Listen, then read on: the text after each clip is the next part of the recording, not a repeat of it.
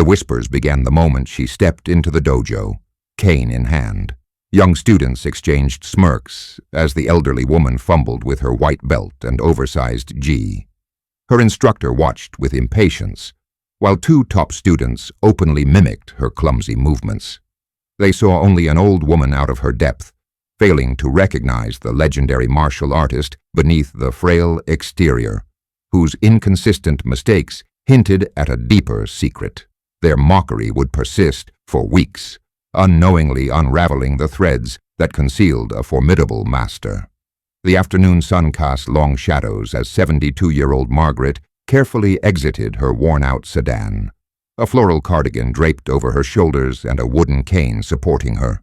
Despite a slight tremor in her hands, her eyes remained sharp, taking in the Golden Dragon Karate Academy sign. Inside, the scent of sweat and disinfectant filled the air. Receptionist Amanda, visibly confused, questioned Margaret's desire to observe and potentially join a karate class, eyeing her cane with skepticism. Margaret, however, remained firm in her request. Seated on a bench, Margaret watched a class of about 15 students, mostly teenagers and young adults, moving in synchronized patterns. Sensei Rick, a man in his 40s with a black belt, barked commands with authority.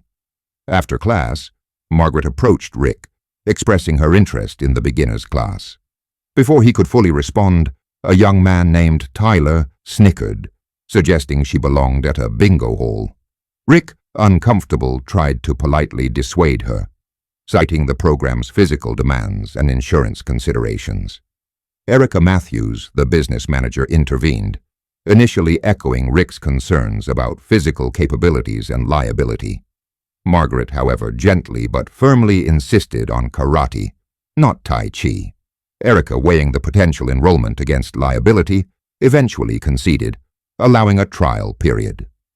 Margaret was given a uniform, which was several sizes too large. As she changed, Tyler and his friend Josh continued their mocking, openly deriding her appearance and movements. Margaret struggled visibly during the class, her movements stiff and awkward, her timing off. Despite the snickers and side eyes, she persisted. After class, she formally bowed to Rick, who seemed surprised by her composure. In the locker room, Tyler and Josh's mockery continued, though Mia, another student, quietly defended Margaret. Later that night, alone in her apartment, Margaret opened a carved wooden box, revealing a faded black belt and a photograph of herself in Japan, a younger martial artist.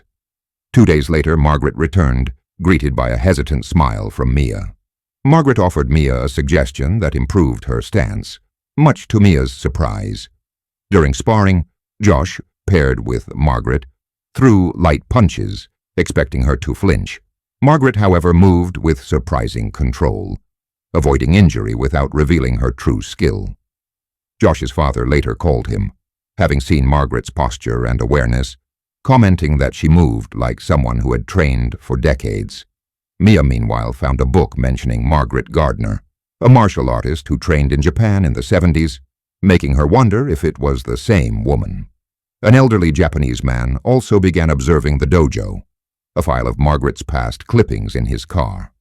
Challenge day arrived, and Margaret was unexpectedly paired with Rick for a demonstration match. Her kata stunned the audience, her movements surpassing Rick's.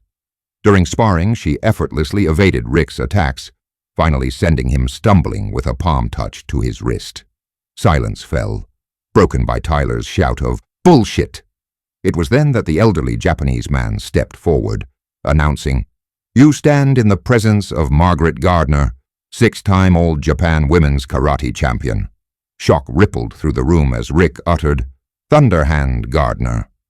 Erica attempted damage control, but Rick saw it differently. Outside, students buzzed with excitement. Josh's father, furious at his son's ignorance, declared he had raised an idiot. Over time, the dojo transformed.